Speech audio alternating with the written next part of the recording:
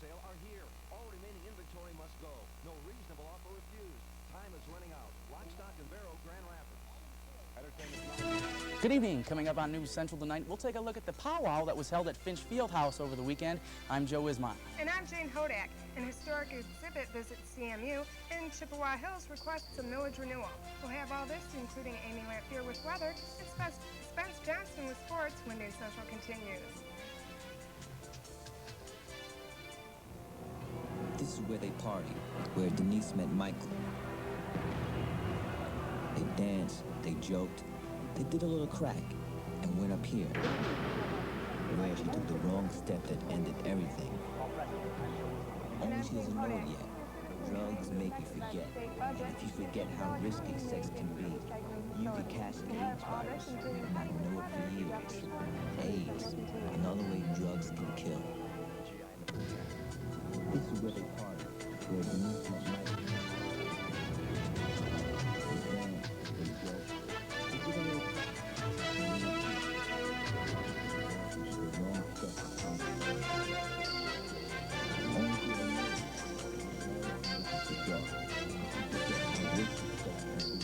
Good evening.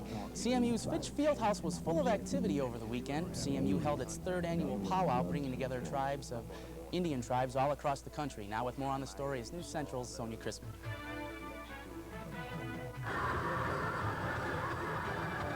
Tradition, culture, competition. This was all part of CMU's powwow over the weekend. It also serves a larger purpose on this campus. We decided to start having powwows because we wanted to bring the Native American culture to CMU, to educate the students and the community about what's real Indians are like. It's not the images that you see on your westerns. And it's also so that we can generate some money to form a scholarship.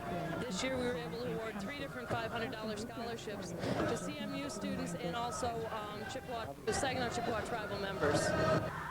One participant says the powwow brings back Indian culture, traditions long forgotten. We're here to represent the Indians, to bring back what we've lost from years and years ago. This is what we're doing. Years ago, we wouldn't have this many Indians here. We might get 10 to 13 Indians dancing. But as you can see, we got about almost 200. Alan says 500 to 600 dancers are expected to show up for today's powwow, as well as over 5,000 people. And Alan also says the exciting news today is that the crowd is getting so large that maybe next year they'll have to move to a larger facility. We're kind of excited that after only 3 years, we've almost outgrown the facilities that we have. What it is, we're not sure just where we're going to move to or anything else like that, or if we are going to move. But we're going to start looking into some of the other facilities on campus and see if there isn't some place that has some more seating facilities. The local Saginaw Indian Chippewa tribe helped out. They competed as well as helping the event run smoothly. First thing we do is we give all our dancers and our drummers and participants, we give them a gift of tobacco before they even get out there. That's always just a tradition. You give a gift and in return they're doing the performance for us. And then to make sure that they come in at the right end of the circle and make sure our drummers are taken care of and they're set up correctly, and that we have our head dancers and them out there coordinating the dances and leading them off. From the traders of Indian goods to the dancing, the powwow was able to drum out a weekend of fun. Reporting for MHTV, I'm Sonia Crispin. This year is the 500th anniversary of Christopher Columbus's first voyage to America. Commemorating this, CMU Center for Cultural and Natural History and the Michigan Geographic Alliance have an exhibit at the Industrial Engineering Technology Center. This exhibit will be displayed in different locations in Michigan, Illinois, and Wisconsin. Themes of the exhibit are encounters between Old and New World people, myth and reality, and geographical discovery, and the natural riches of the New World, as well as several older maps which were crucial to the planning of Columbus's trip to America. You can visit the exhibit this week, and then it'll be moving to the Midland Center for the Arts. And if you're an animal rights activist, take note. There is now a group at CMU for you. Mindy Escador has more of the story. organization that's putting the focus on animals. Students for the Ethical Treatment of Animals, or CETA, opened its CMU chapter on March 14th. The group is the result of one student's efforts to educate people about cruelty to animals. I had seen on other campuses that they had animal right groups, and I thought there was a concern to inform the public on the testing that's done on cosmetics, on animals for cosmetics and such. I just myself was, concerned about it and thought there might be other people who'd like to know. Schenck wrote to the national organization People for the Ethical Treatment of Animals for pamphlets and posters to distribute around campus. CETA's actions work towards 3 different goals. Basically to create a better understanding of animal cruelty and experimentation and the dissections and things like that. And also to give alternatives to using products that are tested on animals. And also to create a better understanding of animals and their needs. People are more aware of what's going on and what products, what things go into their products. CETA members will be hosting an informational booth in the University Center through Thursday and hope to attract new members to their cause. Think about, what the animals go through just to make your hairspray or your cosmetics or your dishwashing detergent. And, there are alternatives out there, so why not use them? Mindy Escador, News Central. Earlier today, News Central's Barb Hegwood spoke with coordinators for Hands United Against Drugs about an upcoming event and files this report. Department of Natural Resources to accept a $1.8 million grant to pay for construction of the facility. What exactly is the HUAD and what is its purpose? Hands United Against Drugs is a rally in which unites the community along with Central Michigan University in its efforts to fight drug and alcohol abuse. The main thing that we're looking at is that this is not a nationwide problem as in the big urban cities. It's more in the aspects of the small local communities because it seems like a lot of kids don't find things to do besides drinking or other drugs. When is this taking place? It will be April 10th at 5:30 in Warner Mall. Okay, what is the goal of this program? The goal of this program is to make everyone aware of the fact that drug and alcohol is a serious problem, and that if they do have a problem with it, that there's other types of programs out there that they can get help from. Their friends support, they can go turn to their friends for support, and in general, just that it's wrong to do drugs and alcohol. In your opinion, has there been a decrease in drug abuse due to all the recent drug awareness programs? I do believe that all the programs that are being presented to the youth out there have really influenced them against drugs. They turn on the television and there's their favorite rock singer out there saying drugs are bad, drugs are wrong. There are all their friends out there rallying against drugs. It's becoming socially accepted not to do drugs. That's becoming the thing now. It's taking a turn for the better, I believe. Okay, well, you can join us tomorrow at 5:30 in front of Warner Hall. Thank you very much for joining us, and this is Barb Hegwood for News Central. Chippewa Hills District could face the loss of busing and extracurricular activities, including athletics. Monday night, a finance committee recommended the district seek 2 millage questions in the upcoming June 10th general election. One request is for a 21.9 mil renewal, and the other is for a separate 2.9 mil increase over the course of 3 years for both requests. These renewals would allow the school district to buy 4 new buses for every 3 years the mills last. Superintendent Gary Lowry says the proposals would basically support the existing programs and improve some things. A special meeting is scheduled for this coming Monday at 7:30 p.m. in Wademan Elementary. Oh, and when we return in national news, children should begin to watch their cholesterol levels. And in world news, we'll have the details on Secretary of State James Baker's visit to Iraq. Stay with us. Industrial average closed down at 45.54. The volume was 170 million shares. Gold was up $3.25 at $364.25, and silver was up 5 cents to close at $4.03 an ounce.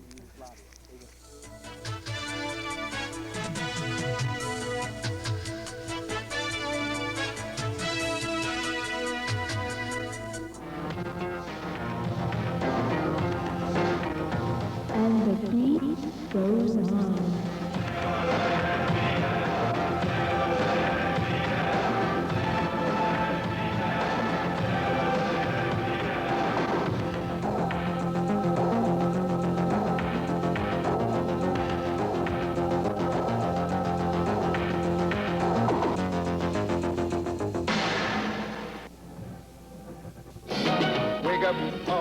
teachers, time to teach a new way. Maybe then they'll listen to what you have to say. The power of teaching. They're the ones who's coming up, and the world is in their hands. When you teach the children, teach them the very best you can.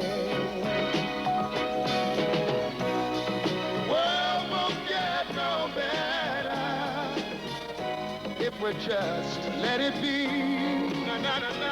The power to wake up young minds. The power to wake up the world. Teachers have that power. Reach for it. Teach. Wake up all the teachers, time to teach a new way. Maybe then they'll listen. Reach for the power. Teach. I'm Edward James Olmos, and we're recruiting new teachers. For information, call 1-800-45-TEACH. When you teach the children.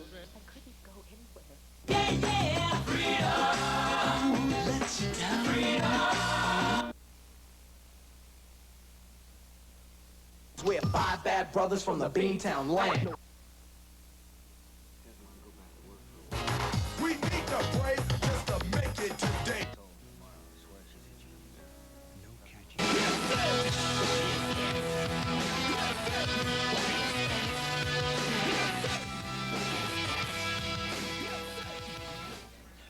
A new report released yesterday by the federal government says children as young as the age of 2 should eat a low-fat, low-cholesterol diet, which could reduce their risk of heart disease later in life. The report, highlights of the expert panel report on blood cholesterol levels in children and adolescents, is the first time the government has recommended a diet for children, which now reflects a new priority on children's health.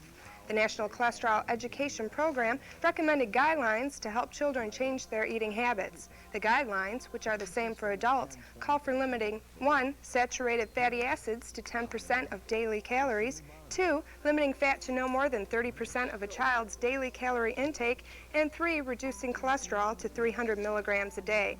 Guidelines can be met by eating fruits and vegetables, grains, breads and cereals, low-fat dairy products, and moderate amounts of lean red meat, poultry without skin, and fish.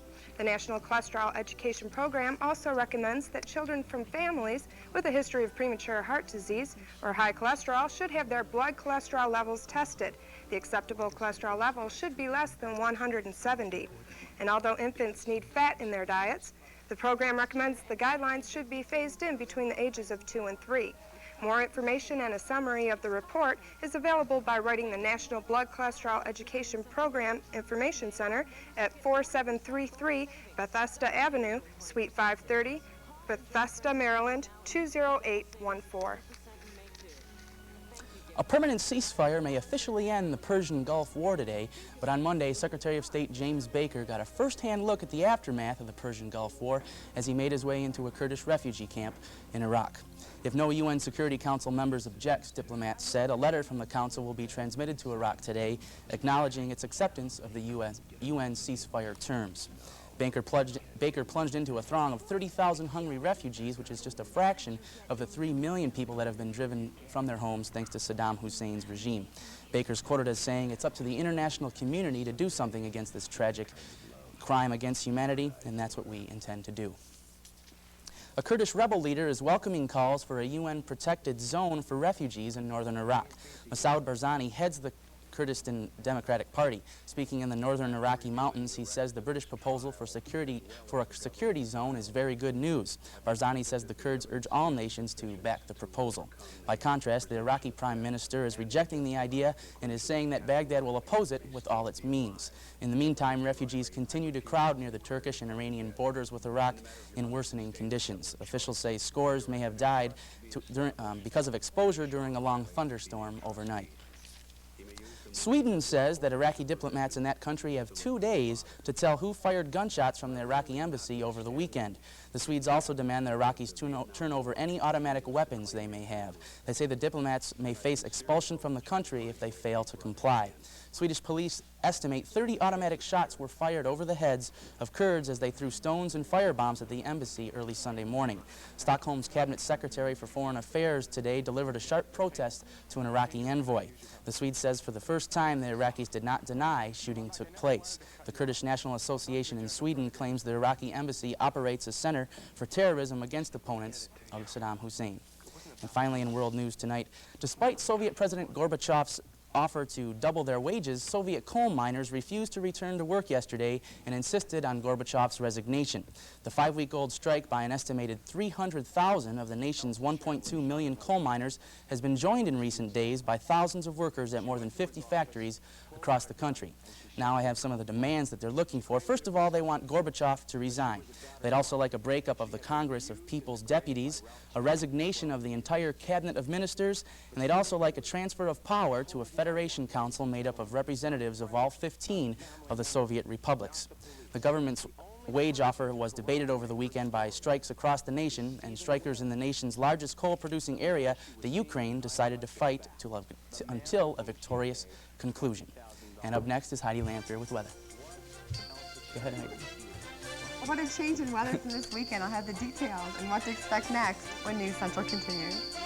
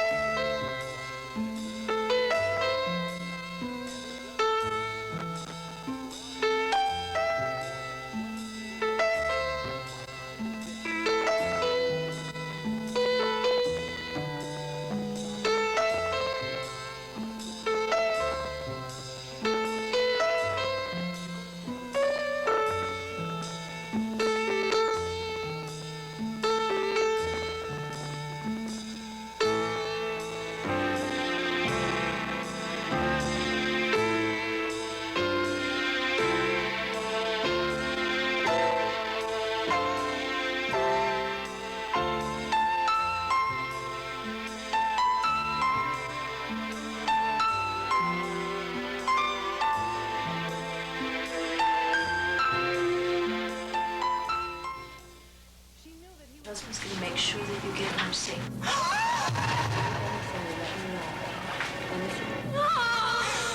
18 months ago, this woman lived every woman's worst nightmare. Where do you go to put the pieces back together? She got help at a rape crisis center. They got help from the United Way. Thank God the United Way got help from you.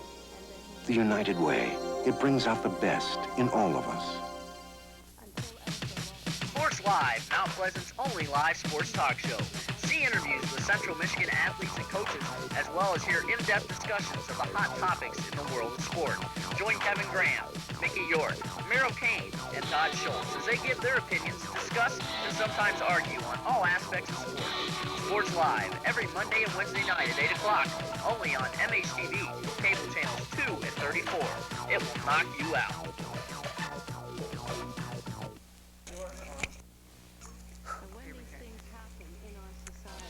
And currently we have cloudy skies at 41 degrees. The high for today was 53, not too bad, and the low 37.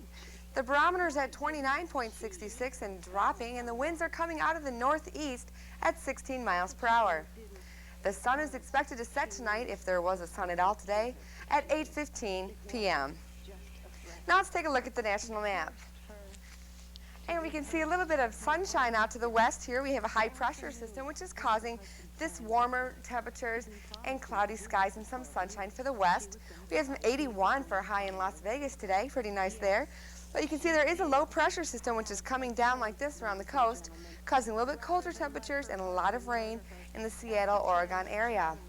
Now looking to the east, we can see a lot of action going on. Moving right up from here, we can see a low pressure system that stops about here and cuts right back down to the Gulf. All inside of this triangle, we have thunderstorms, thunder showers, and more thunder showers. All around Arkansas and Missouri area, they have a chance of large hail happening tonight, dangerous lightning, and dangerous winds as well. Now this is going to move up and hit us about late tonight, where we might even get some snow coming in from this area here. So be prepared for some snow late tonight or early tomorrow morning, but definitely some thunderstorms and some lightning and heavy dangerous winds. Now let's take a look at the state map. But before we do, you'll notice that there is a flood watch in effect for central lower Michigan because of the heavy rainfall that we are expecting. as well as a tornado watch, which is not only for lower Michigan, but the northern Ohio area. And now for the state map. Looking over in Detroit today, you can see we have 69 degrees under some cloudy skies here and just 68 under cloudy skies in Grand Rapids, and thunderstorms all around the bottom of the state.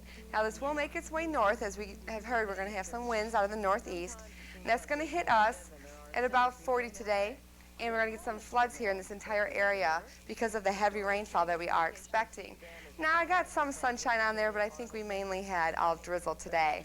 And if we go north some more, we can see cloudy skies all for the northern UP. We had 56 in Sheboygan today, as well as in Traverse City. And moving up to the UP, we can see just cloudy skies and temperatures in the high 40s. Let's take a look at the forecast of what we're going to have for the rest of the week. You can see tonight we have partly cloudy skies and probably a chance of that scattered showers and snow showers very late. Temperatures in about the low 30s. And for tomorrow, snow showers with rain, a high about 40. And for Thursday, showers again. High 45, low 43, however. And a warmer weekend is in store for us, which is kind of nice. We can see some sunshine and temperatures in the high 40s to 50s for the weekend. Okay, thanks a lot, Amy. Thank Sorry you. about that earlier. No, weather doesn't sound too good for the next few days, but hopefully for the weekend. Yeah, it things should will be picking up just a little bit. Good deal. Up next is Spence Johnston with sports. The Tigers had a big opening day, and the Wings are one up on the Blues. I'll have these stories and more when News Central continues. Could I?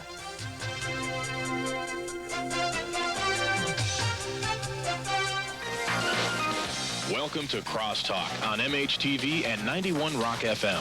Crosstalk, the show that addresses the current issues that face you as a Central Michigan University student or resident of Mid-Michigan.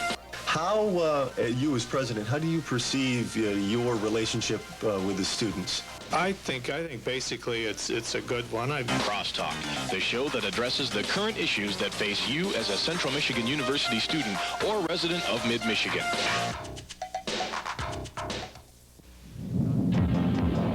You begin with raw steel. Shape it with fire, muscle, and sweat. Polish it to razor-sharp perfection.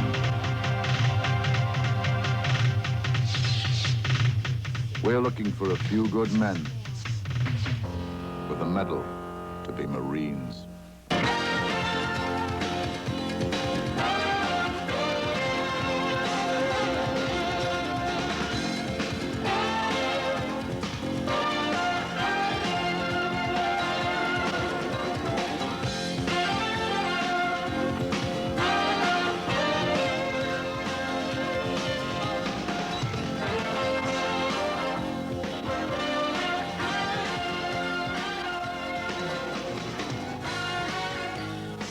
This month on the Movie Channel.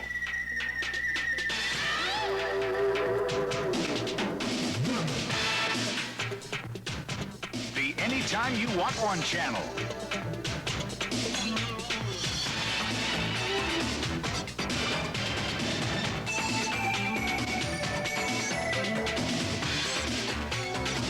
This month is National Cable Month on the Movie Channel. Well, this evening we have Spence Johnston filling in for Jeff Stomberg. And yesterday, Spence, Tigers were in action at Michigan and Trumbull, and they looked outstanding. Yes, they really did. The Tigers opened their season at home yesterday, and before we go to Tiger Stadium, President George Bush shows his stuff on the mound. As this fan says, here's to you, Bush, but here's President Bush, look at that pitch. And this fan says, here's to you, Bush.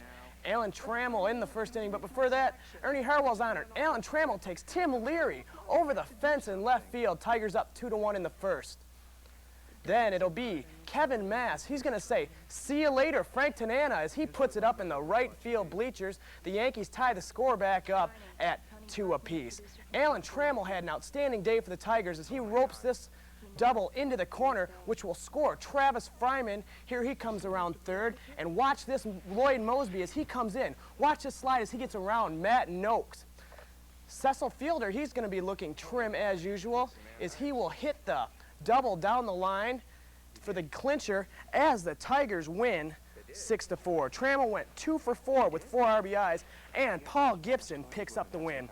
The Kansas City Royals started the season off with a new face this season, as Kurt Gibson nails this rope down the right field line. Gibby, look at him go. He's going to come in with the triple, and Gibby is going to be really fired up. Look at him. He's just fired up there. Gibby continues this as he takes Greg Swindell again. He's going to take him up the middle for a base hit. It loops it into center field, and this will bring George Brett in to score as the Royals drop the Indians 4-2. Looking at the rest of the American League, Boston, Roger Clemens pitched a 6-hitter through 8 innings, and Jack Clark nailed a grand slam to drop Toronto. Meanwhile, in Baltimore, the White Sox pounded the Orioles as starting pitcher Jack McDowell went the distance for the victory, recording 10 strikeouts in the day. In Arlington, Nolan Ryan got the strikeout last night, but the Brew Crew got the victory as Robin Yount's 2-run homer in the 5th gave the Brewers a winning margin.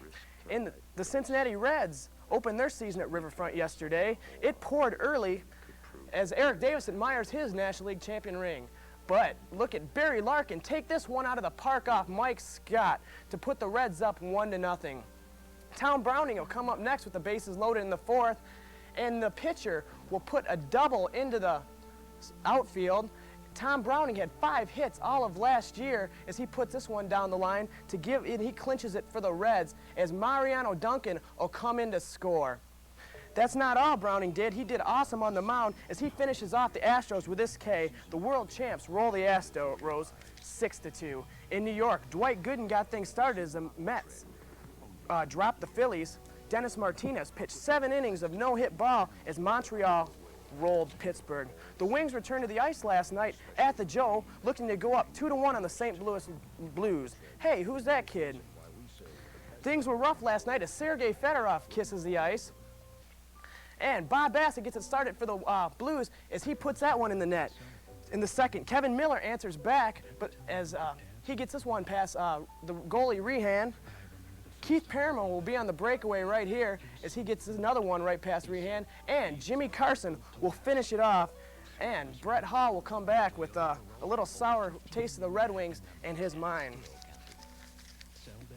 And Chicago dropped Minnesota 6-5 in other Patrick Division action. Edmonton skated to a 4-3 win over Calgary. And Vancouver dropped the LA Kings 2-1. Larry Holmes made his return to the rings Sunday, and no. Well, Jane, I guess we're about out of time right now. So Oh, thanks, Spence. Good sport. Joe? Okay. And now it's time to take a look at Monday's Price is Right. One of MHTV's own sports personalities was on the show.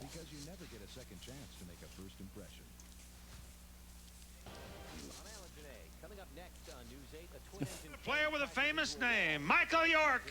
Come on down. You're the next contestant on The Price is Right.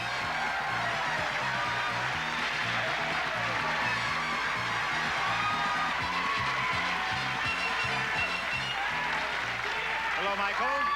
Hello, Bob. Michael, are all of you fellers from Syracuse University? No, I'm from Central Michigan University. Central Michigan? The actual retail price is $1,500. Michael, you win it.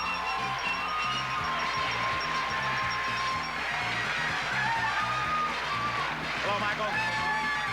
Now, Michael, when you go back to Central Michigan, I hope you own that. New appliances for your kitchen. Royal Prestige, a prize package worth $3,934. Michael, what are you studying at Central Michigan? I'm a broadcast major. Oh, you are? What would you like to do eventually? I'd like to do on-air work, preferably a sportscaster, something like that. I see. Have you ever seen the Hit Me game?